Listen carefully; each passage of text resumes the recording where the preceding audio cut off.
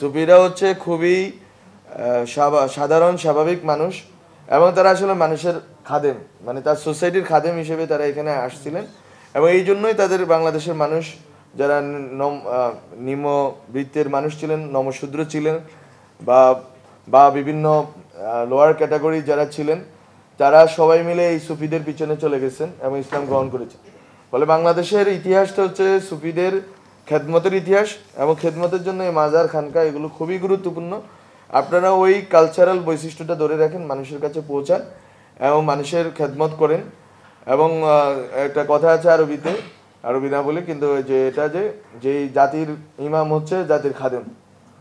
তো আপনারা যদি খেদমত, আপনাদের খেদমত এবং আপনাদের যে সেবা এবং আপনাদের এই যে সোসাইটিকে গঠনের যেই আপনাদের পলিটিক্যাল এবং কালচারাল যেই উদ্যোগ, এগুলো আপনারা চালিয়ে যান।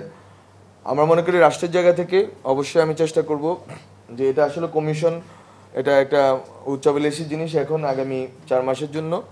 কিন্তু এখন যেটা করা যায় যে যেই মাজারগুলো হয়েছে এই সমীক্ষা করে তাদেরকে পুনর্বাসন বা তাদেরকে সংস্কারের ব্যবস্থা করা। আমি এখান থেকে বলছি, আমি মনে করি ধর্ম উপদেষ্টা আসলে, উনি যদি আসতেন তাহলে হয়তো উনি বলতে পারতেন ওনার দিক থেকে কি উদ্যোগ নেওয়া হবে।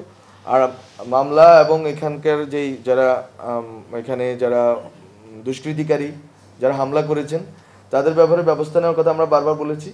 আমরা আশা করি যে ব্যবস্থা নেওয়া হবে, এবং যেখানে যেখানে হামলা হয়েছে আপনারা অবশ্যই মামলা করবেন।